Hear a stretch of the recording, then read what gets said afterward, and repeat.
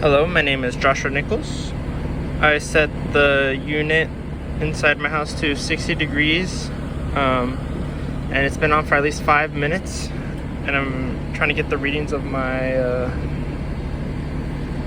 unit at these temperatures while it's about 71.6 degrees outside. I have my sensing probe right there away from the wind.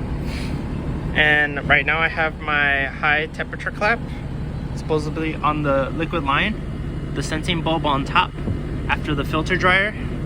So right now you can see it's about 83.9 degrees.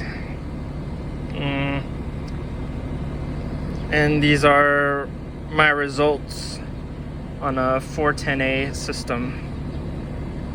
Doesn't look right, but this is what I got.